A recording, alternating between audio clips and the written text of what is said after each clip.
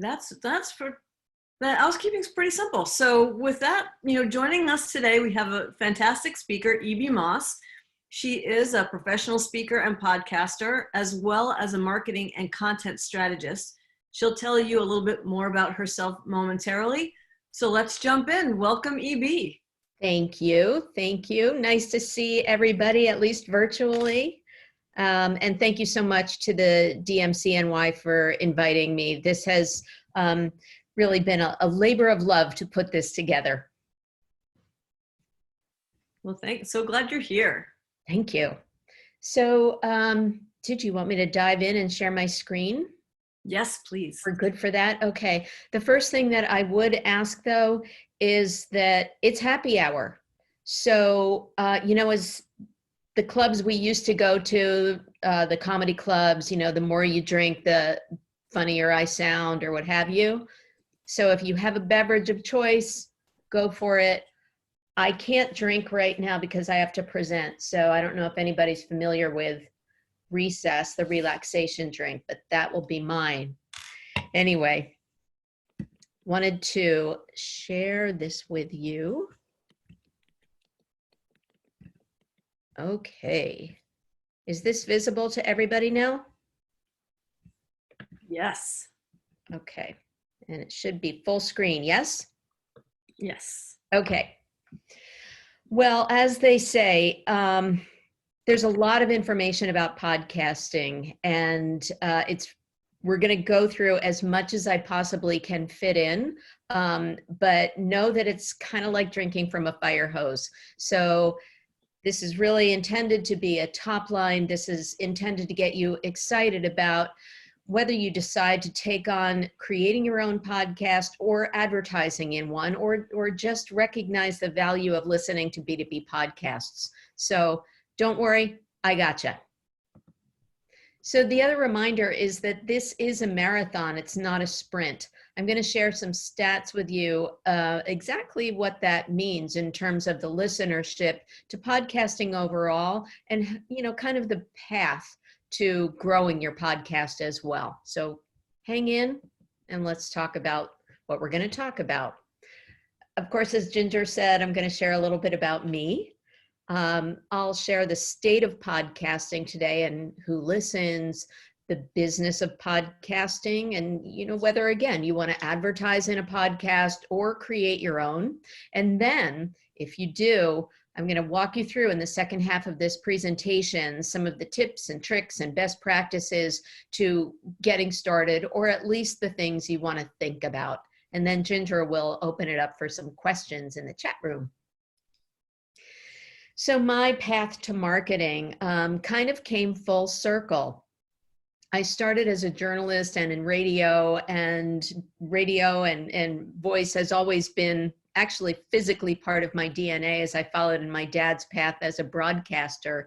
And then I moved over to the radio and the cable network side of media marketing at some of these excellent companies. Lots of friends there. Hopefully some of them are participating on this podcast with us today.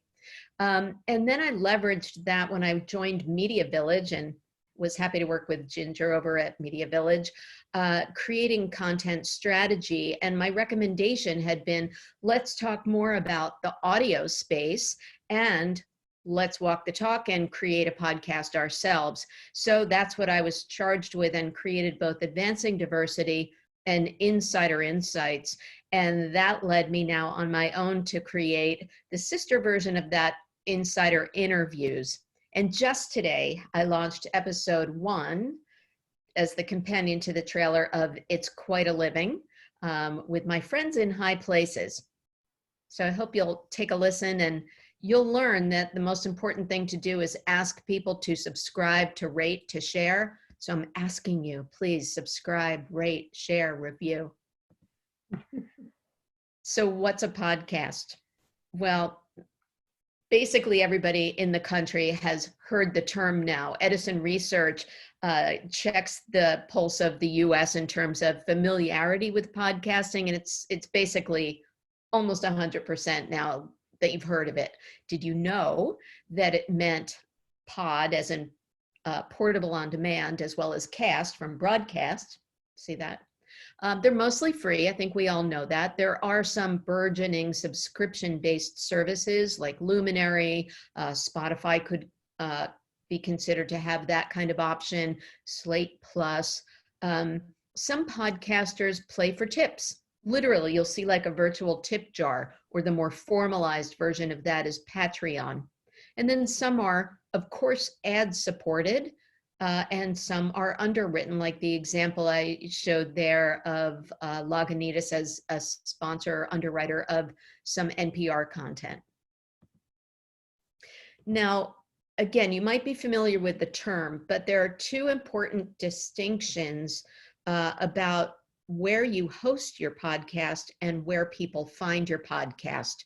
So there are a lot of hosting platforms. I'm not going to pretend that I've listed all of them in here, but think about how your website has to live in the World Wide Web, and your podcast ideally will live on a platform specialized in hosting podcasts, help you with your RSS feed, that unique identifier that helps people subscribe easily. I've used Libsyn, I've used Blueberry, I've used Buzzsprout, there's Simplecast. So those are hosting options for you. But when you and I are looking to try to find a podcast, we're mostly going through directories like Apple, Google. Yep, those are directories. You don't actually host your podcast on those sites. And you'll find them, of course, on iHeart and Spotify as well. Okay.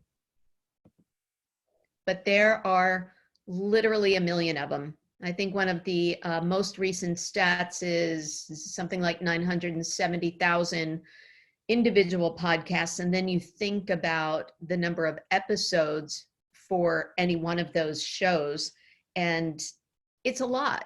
So the most important challenge we have is discoverability, hand in hand with how do you get known. But we want to talk about who is listening. So it's certainly burgeoning. One of my favorite presenters is Tom Webster over at Edison Research, and John Rosso at Triton, and they do a really good tag team in presenting some of these stats with the infinite dial. I recommend that you download it for the deeper dive, but this is one grab from the most recent one that shows that podcasting for monthly listeners is at about 104 million, maybe even 105 million, depending on who you ask and the time of day. But that means that it's really at scale. It's reached critical mass for any advertiser who might be interested. So who's listening? Mostly getting evened out between male, female, still skewing a little bit younger, but the 55 plus are catching up. So it's really pretty universally loved and becoming adopted by lots more people every single day. And then the question is, what are they listening to? And the answer to that is depends on who you ask. There are quite a few, well, not that many, but Triton, PodTrack, really renowned for their identifiers of who's listening to what. Chartable is another one. So you'll see a lot of the same ones in the top 5 or 10, whether it's NPR or the Ben Shapiro Show.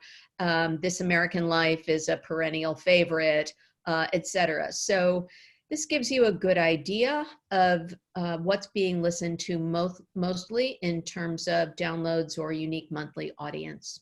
And I'm not pretending that, this isn't an eye chart. Again, this is just top line.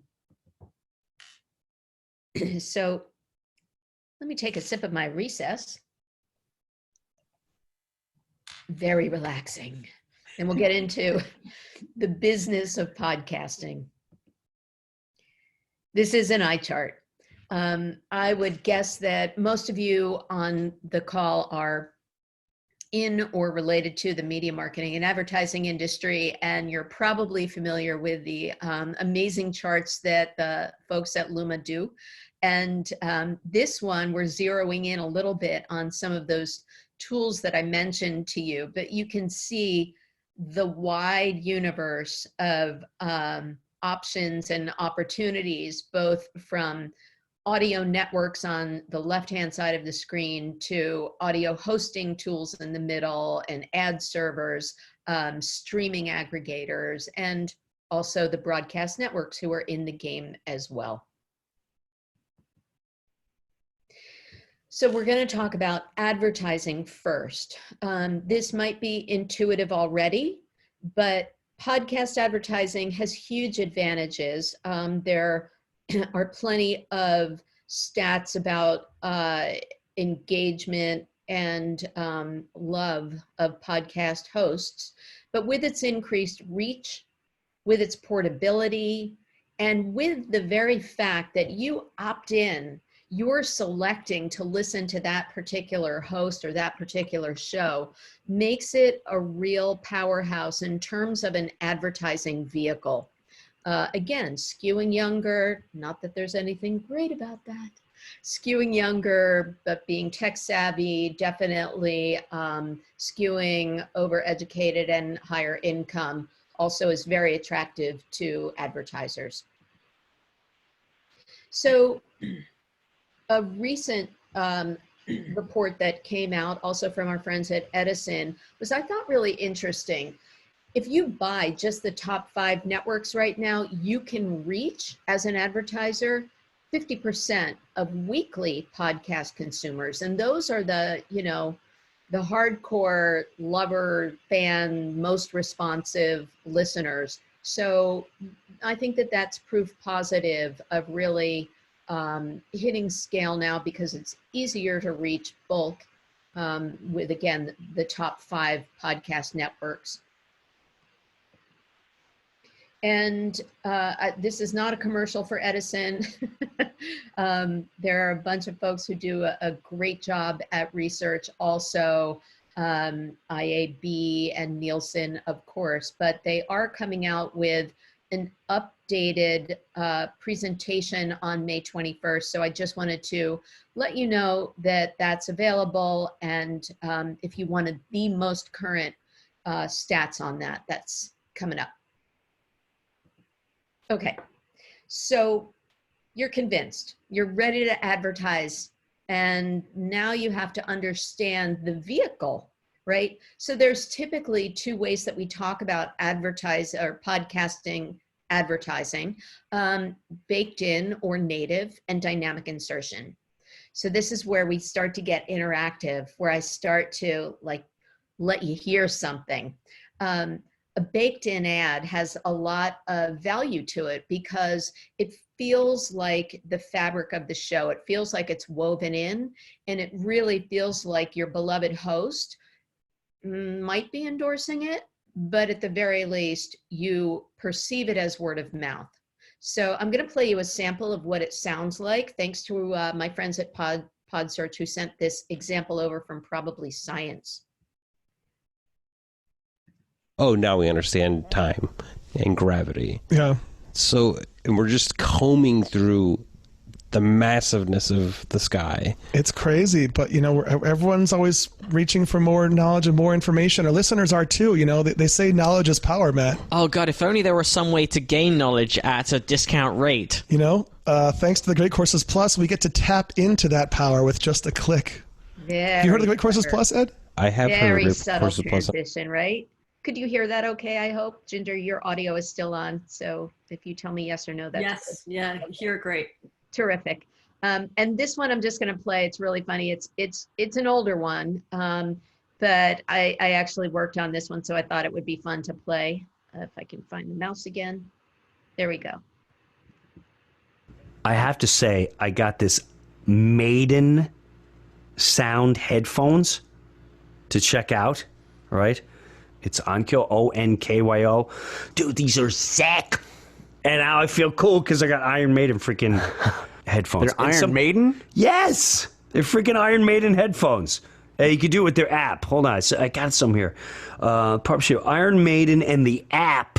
There's little settings on it. Do you get Iron Maiden songs with the with the headphones or something? Oh, now we understand. No, but that would be brilliant. And gravity. That feels like content, So, right? and we're just combing through. It'd be brilliant if you automatically put them in and you run to the hills or It's something. crazy. Yeah. All right, we're skipping because I couldn't get him to shut up. He was so enthusiastic about Iron Maiden headphones. The other option is dynamic insertion, and that means that you're dropping the ad in at the time that the podcast is downloaded. So it allows for fresher campaigns for you to swap things out with the baked-in ads. Obviously, if you've downloaded it and you don't play that podcast for weeks, the ad might be a little bit old. With dynamic insertion, it might not feel quite as contextual, but it also gives the opportunity for a custom ad to be dropped in like this one. And if you've ever been to a presentation or one of the upfronts where Wondery presented, you know that they're really big, as is Westwood One, on the power of audio, the theater of the mind. And I really like this. Just want to play a little bit. If you listen to the sound effects just for a second. This is the sound of Blue Apron. First, you get a great big box. So I got this great big box. Shows up on your doorstep at a day of your choosing. Inside that box is an insulated silvery bag full of all sorts of food, ingredients for a week's worth of meals. What we're looking at, a large bag. Space bubble bag. You chop, you salt, you sear. I'm hungry. So that's the advertising option.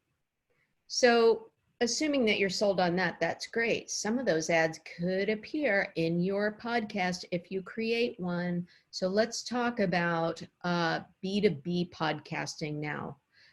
There's also a lot of those, and I'm not going to pretend that people don't think of B2B podcasts as about the business of, how to be a better salesperson. For our purposes, and again, I think that most people here are interested in how they can create content aligned with their product, aligned with their brand, and not just how to be a business person. So I wanted to clarify what I mean by B2B. Because we all are consumers too. So whether or not you are, a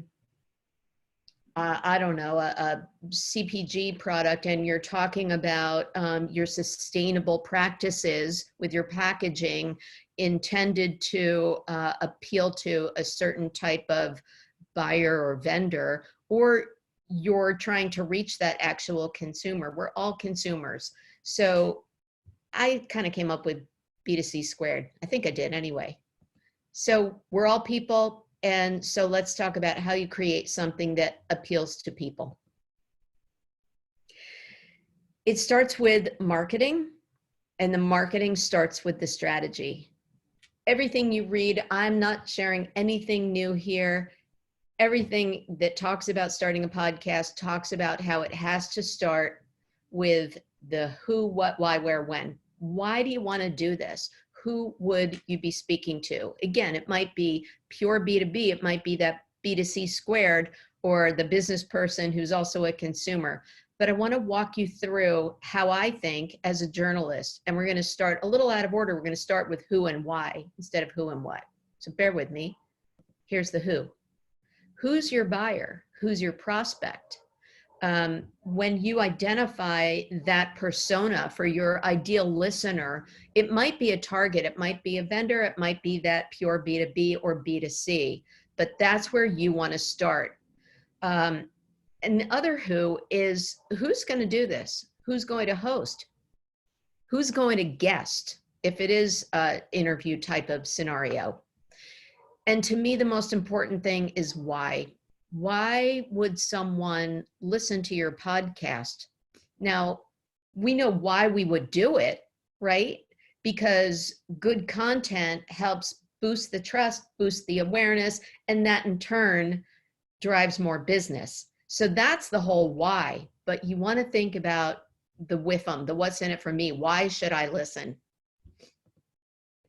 So B2B podcasts really are classic content marketing for all the same reasons. I listed some here, but I'm sure everybody here knows as well as I do It's the opportunity to highlight your brand features. You might draw some leads. It shouldn't be heavy sales pitchy. Content marketing is never that. You all know that. It's a great, great opportunity to humanize your executive, to get that, suit out of the office. We're all out of the office now, but, really showcase your executive team on a human to human level, and also showcase their smarts, their thought leadership. Keep your customers up to date. And I'm also going to show you some really good case studies of how you can use your actual clients to be the content. So that makes them feel better and hopefully buy more or tie down the sale. You want to have expanded presence. You know that adage where you have to be everywhere your customer is. So that means that a podcast, of course, we talked about it's being portable, but it also will then be findable in so many more places with your message on it, whether it's in it or the medium is the message. And then you can extend it to things like Zoom events. Thank you, DMCNY. And then ultimately, it could actually be a revenue stream for you, whether or not it is creating the sale by amplifying your customer, or it grows so big that you, in fact, get sponsored as well. The image on the right is from IPG Media Lab. And if you read my article that I published on this same topic in the customer, I cite them as well as a few others. They're doing a nice job of talking about the media industry, but not just about their own customers. So this is a big reminder now. I want to manage expectations, as they say. It's the content that counts, not the count that counts. Okay, so only a little over 6.5% of all those shows out there are getting more than 5,000 downloads or listens per episode. 6.6%, right? The average number of listens or downloads per episode as of April, and I'll explain the pandemic impact, only 125 listens. I'm in good company. But if you're getting more than 125 per episode, you should feel pretty good about that, because that means that you're like with 50%, 80%, I don't know. So that goes back to the slide about it being a marathon, not a sprint. Okay. Now also on monetizing. Yes, if you grew to thousands and thousands of listens, you might be monetizable. And do you only want to put your advertising, if that's the route you take, in the top 1 or 5%? Maybe. But again, it's the content that counts. So who are you aligning your ad message with? Because podcasting appeals to any niche, any passion that you can think of. So you might want to delve below the top 5% in terms of where you place your ad dollars as well. Okay, now we're really getting into it. You want to think about the what. What's your style? Mine is a little less buttoned down. Whatever your brand DNA is, that's what you want to think about, of course. It might be an interview style. Shout out today to the folks at Drift who published a bunch of video interviews with me on B2B marketing all over the interweb. But their style is, they're hipster cool guys and they're kind of off the cuff, and that's their style. Yours might be documentary style. It might be single thought leadership POV. You might have a very complex product that really begs detailed explanation. And you also might want to start out with video. I'm a purist. I think podcasts are audio only. However, I do upload to YouTube, which we'll talk about in a second. And then the last thing in the what is what's the name. So You want to think about what Alexa hears when you ask for a certain podcast and how easily it's interpreted. So just think about that and think about not being too clever with your name, but communicating the what. Here are some good examples. These are from Dell Technologies, and I think most of them are made by Pacific Content, by the way, so shout out to them. But I love Trailblazers with Walter Isaacson, you know, the author of the Steve Jobs biography. So these are examples of aligned content. So Dell has 4 different podcasts, and it might be talking about AI, or it might be Walter talking about digital disruptions through history. But they're all very on brand for Dell. And here's a commercial. You can hear more from the minds of Dell in my last episode of Insider Interviews with Global Brand Director, Rachel Henke. Thank you very much.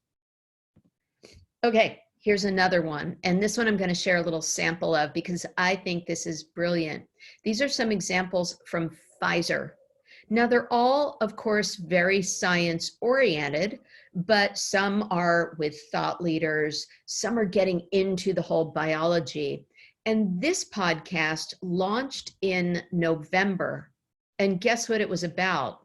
Vaccines. So, you know, very timely of them because now they've caught up with enough critical mass of listeners that their last episodes, of course, are on COVID-19. Here's a little sample. Vaccines, shots, jabs. Almost everyone has some kind of reflex when they hear these words. They are hope for a community. Why do I need to get myself vaccinated? They are the most cost-effective, life-saving technology humankind has ever invented. So, I don't know, it sounds pretty compelling to me. And if Pfizer's bringing me really cool content, I'm predisposed to appreciating them, trusting them, and that's what it's all about. Now, what I just played for you is a little audiogram, and I'm going to explain that to you in a minute too. And then another kind of what might be your customer stories. I don't have an audible example of this one, but these two are very different examples from Shopify. And on one, on the right, they're, you know, sort of more serious looking. One is very wonky, actionable strategies. So that's one informational type of B2B podcast. And the other one actually takes some of their Shopify customers and interviews them about their path to being entrepreneurs. So there's another kind of B2B content, and that's, of course, branded content. And that's where, you know, you really are, the whole brand is the content. And one of the, you know, surprise attack best is Trader Joe's. So I'll play you a little snippet of this one and you'll understand why. Why talk about chocolate? It's chocolate. Really good point. Here's a taste of this very chocolatey episode of Inside Trader Joe's. Jingle Jangle was on my mind. I think we had just placed the orders or something, and it hit me. Springle Jangle. Dark chocolate, white chocolate, milk chocolate. So 73% cacao means that there is 73% of pure chocolate mass without. I gotta stop playing the food things. I apologize. But this, I find it interesting. Trader Joe's does not have a Twitter account, but this lives on their Trader Joe's site. And it's also on YouTube and a few other directories, but it just is doing so incredibly well. And that's tapping the passion that people feel for the brand. Oops, I think I hit play again, did I? Okay. Why talk about no, chocolate? I did it again. Hold please.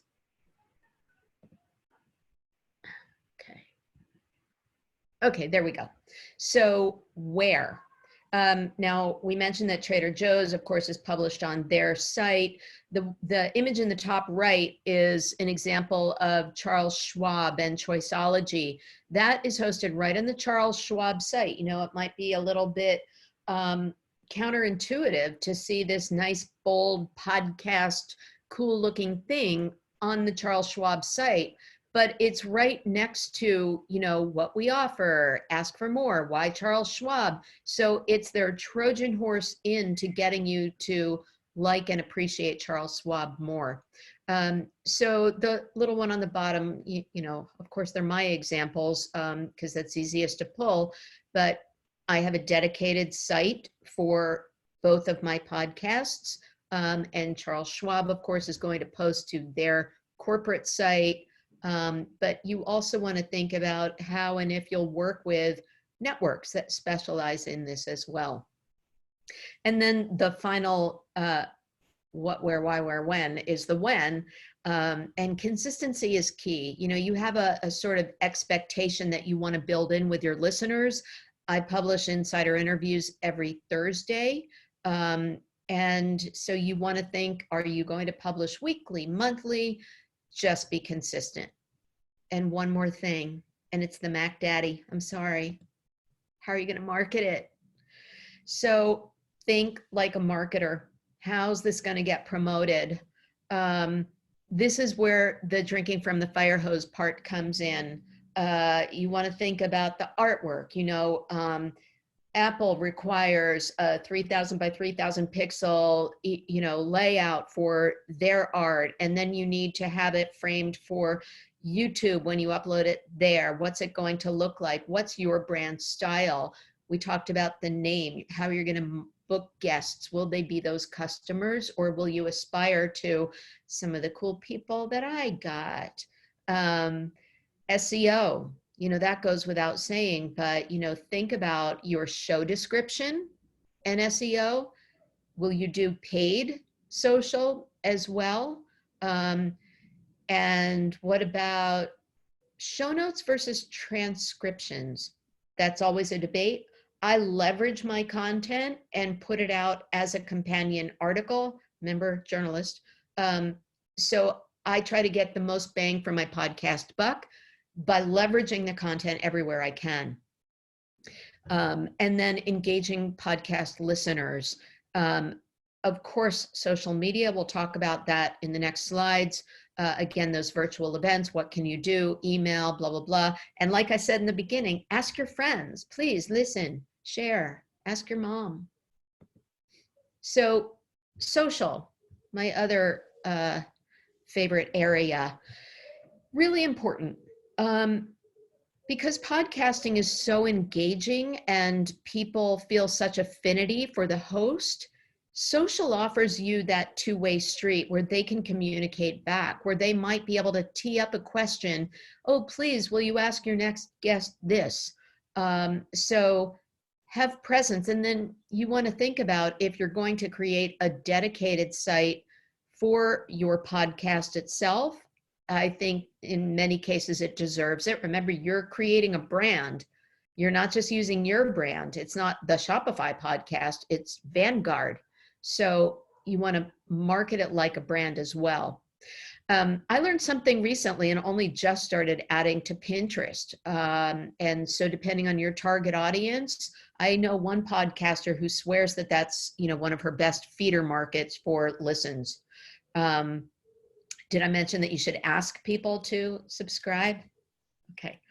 And remind your guests also to please socialize. Thank you, Shelley Palmer, for this part right in the bottom. His e-newsletter goes out to, tens of thousands. And I was happy that he added a link to it, which he should, because I interviewed him. So that's social. I promised you that I would explain audiograms and things like that. Just for one sidebar, YouTube statistically is a huge destination for a lot of listening discovery. So you definitely want to make sure that you parallel path with your podcast on YouTube as well. These two examples are little audiograms. So this is my friend Phil's really smart podcast. I started to understand the potential for this from being an advisor to a young organization almost 10 years. So I played that so that you can see what a waveform looks like. So you can take a still and you add a little animation. And these days when we're so video centric, it entertains as well. And now I'm going to play you a teaser of something that is not out yet. So I think this will work. Claude is an evangelist of courageous conversations, so that was very appropriate for me to just sing cold.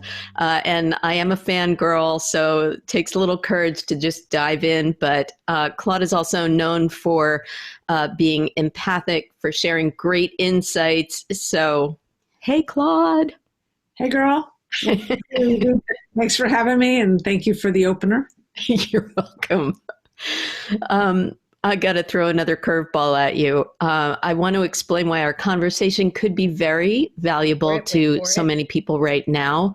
You not only studied positive psychology to understand how we can all like work better, be together more, but you also spent 93 days without toilet paper on an outward bound adventure.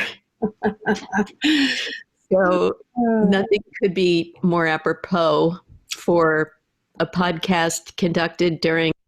So I shared that with you because it's an example of how to draw people in. I grabbed 1 minute of my podcast that hopefully was a compelling moment. And that's a really good use of audiograms or from Headliner to draw people in, and they're very, very easily socialized. So I started to understand. Gotta move the mouse. Okay. Claude is an evangelist. Okay. And then how to grow your podcast outside of social. Definitely try to guest on other podcasts. That is, anyone will tell you that's one of the top ways, because then you're tapping into existing fans of other podcasts, so you know they're predisposed to podcasts. So also engage with listener groups online, on Podcast Magazine. Start reading Nick Qua's newsletter. Blog. Create a blog post. So this is the example that I mentioned from the customer. This was my interview with Rachel, and Mike also included the audio file within this article. So this went out to, 30, 40,000 people as well. So use your own site and make sure that you learn how to embed audio too.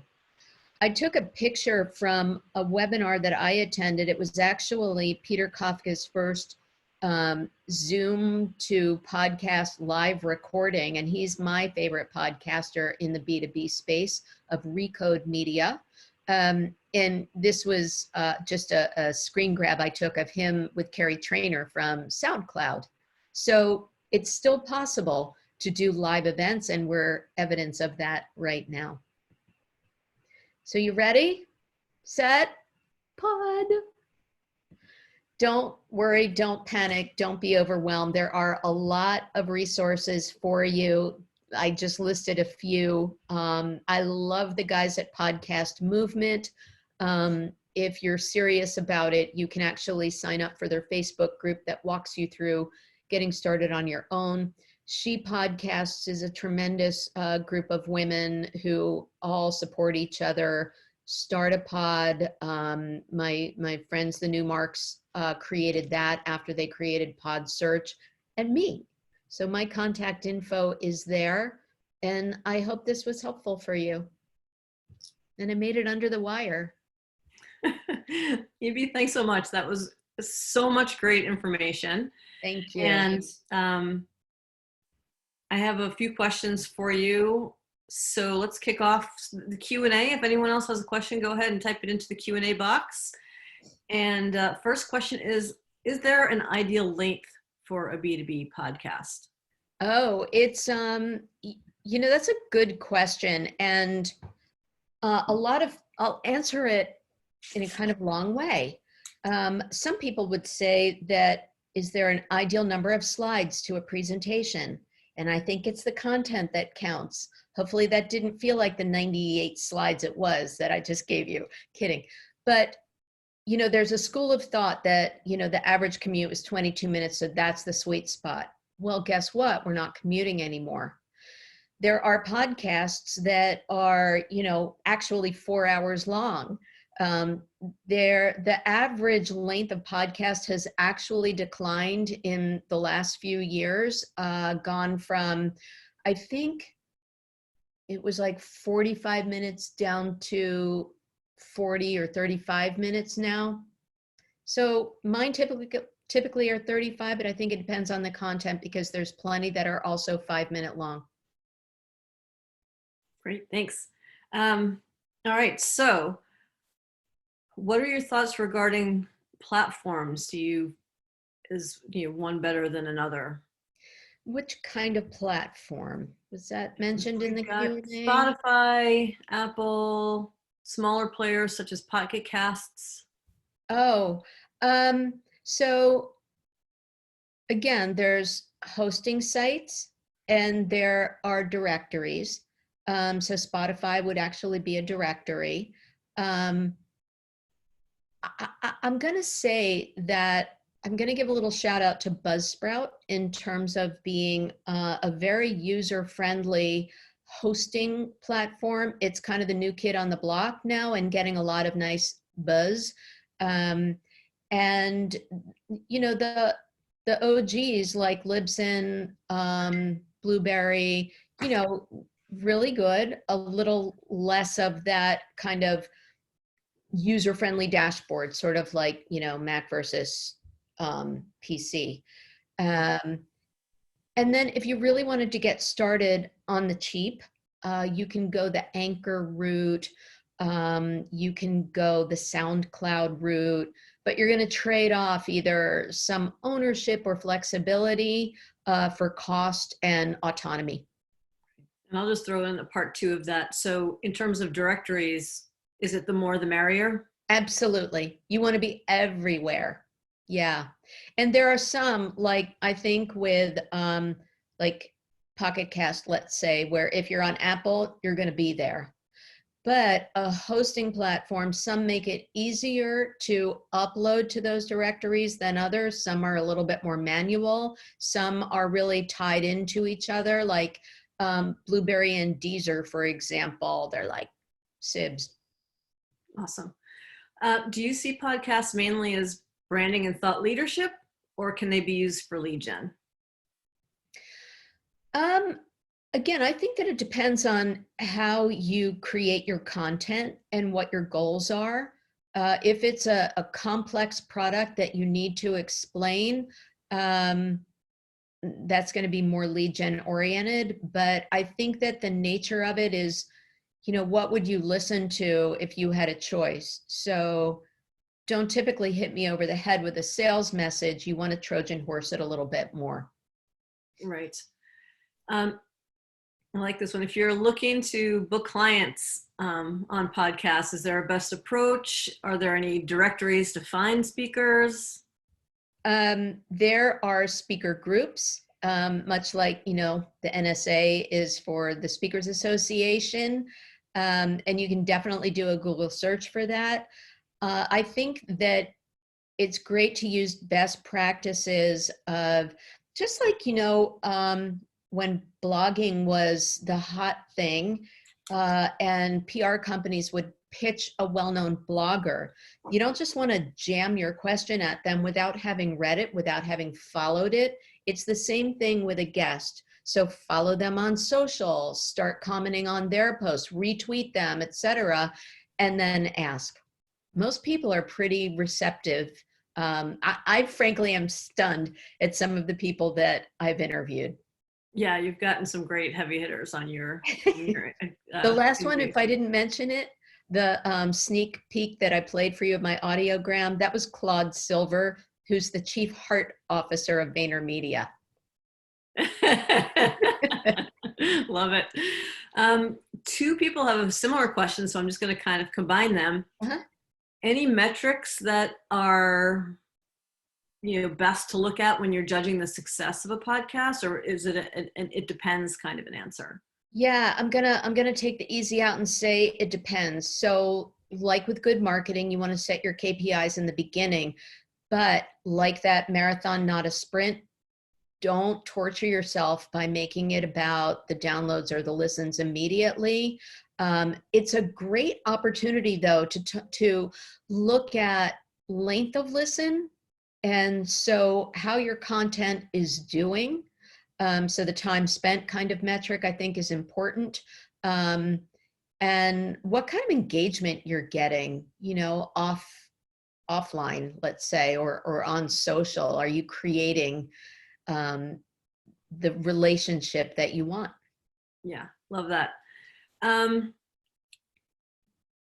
you talked already a lot about what to consider in terms of, whether you're going to do a podcast, but is there anything else to consider when you're thinking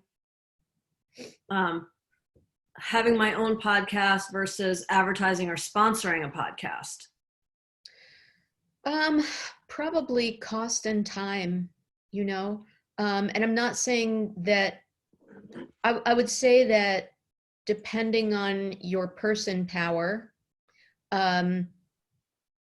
it might be equal, because the cost to advertise certainly could be considerable. The CPMs can be higher because of the significant engagement and the follow through that a lot of studies show listeners take on products. It might be a little bit different in B2B though from B2C. But you think about the time investment to create a podcast. So what's the cost value ratio of that? I know that that's sort of a circuitous answer, but I really think it depends on, again, starting at the top, what's your strategy and what are your objectives for either advertising in one or creating one? Right. So in terms of people on the podcast, is there an ideal number? If there's, say, one host or two hosts, how many guests to have?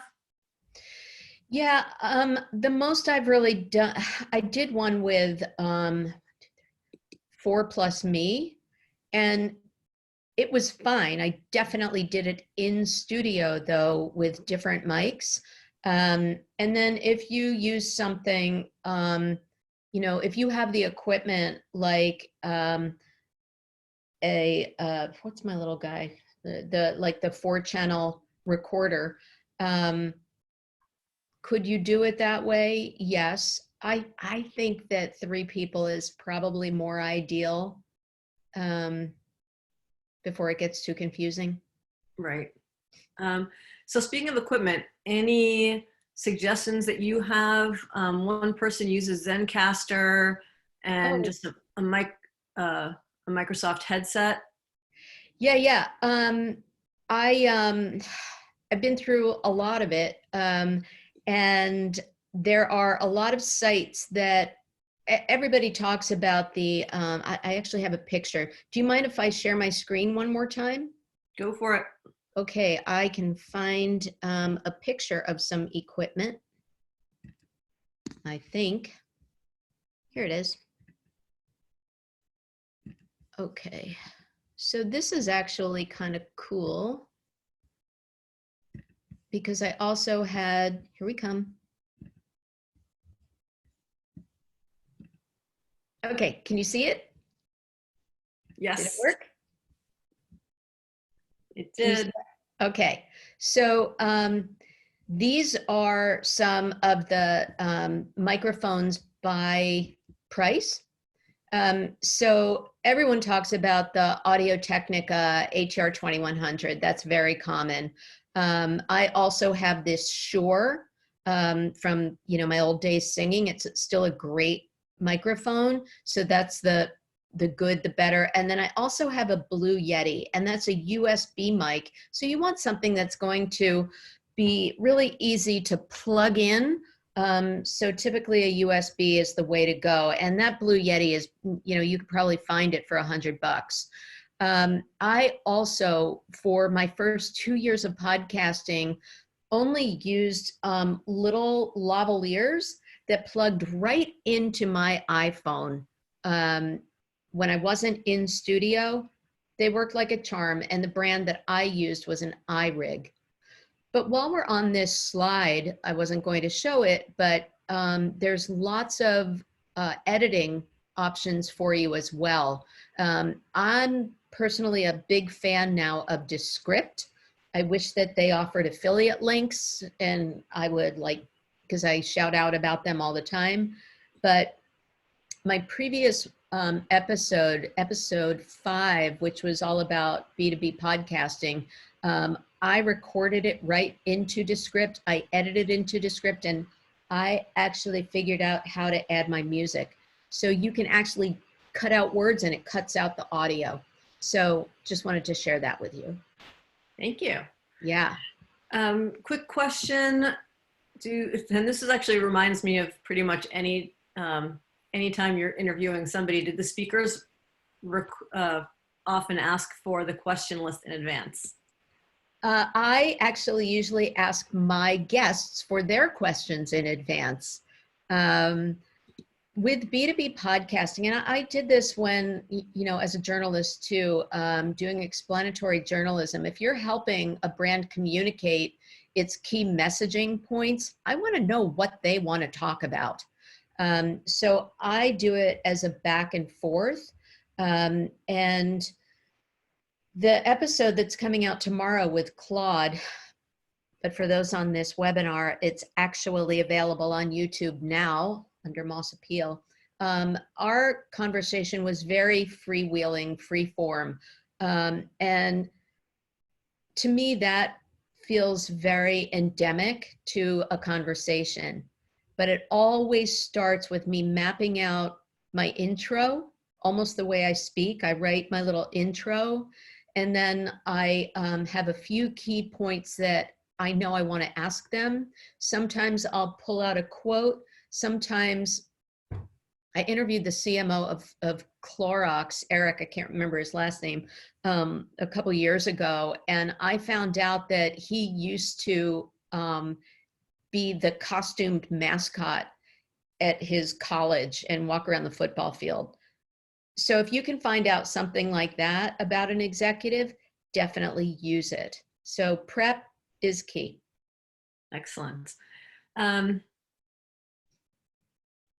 Good question. How much post-editing is involved with podcasting?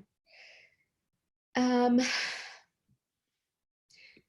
don't like to over-edit, but I do like to make my guests sound good. I take out some ums, but not a lot. So in terms of that, what you want to, the key buckets are your music. I tend to do a cold open.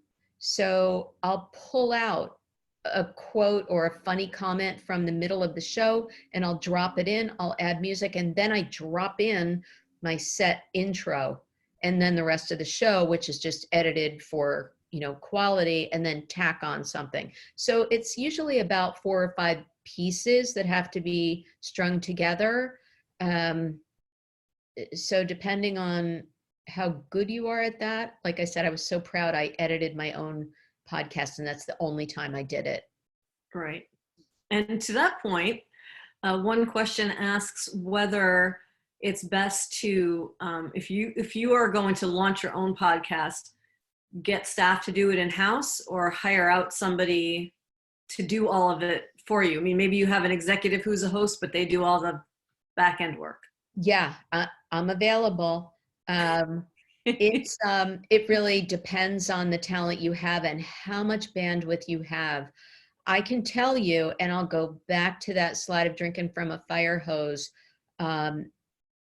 It's very time consuming. You can certainly do a down and dirty, record into your phone, upload to, SoundCloud or Anchor right away, blah, blah, blah. But to do it well, and if you're doing a B2B podcast, you want to think about the quality of your brand and what you're communicating. It's worth investing the time and thinking through the content. And you don't have to crank out a podcast every week. There's such a thing as, maybe you want to do a 6-episode short series that is a little bit more evergreen. So at least you have audio as an option for those who want to learn about your product through a different medium. So how much time is involved is a question of the talent you have on hand and the quality that you want to put into it. Right. Well, E.B., thank you so much for all of the insight. It was really helpful. So many, interspersed with all the questions were so many, thank you so much for all the great information from our audience. Oh, thank you. I didn't look in the chat room, but I'm so happy to have been here, and nice to see so many familiar faces, and thank you for attending and inviting me to be here. Absolutely. Yes. And thanks everyone who joined us today. We're so glad you were here. We hope to see you next week. Fresh Direct, the SVP of Analytics and Marketing, is going to be talking about how Fresh Direct is using data to stay agile in these crazy times, to inform their marketing and to ensure an excellent customer experience. So with that, thanks so much and have a great rest of your evening. Thank you, everyone.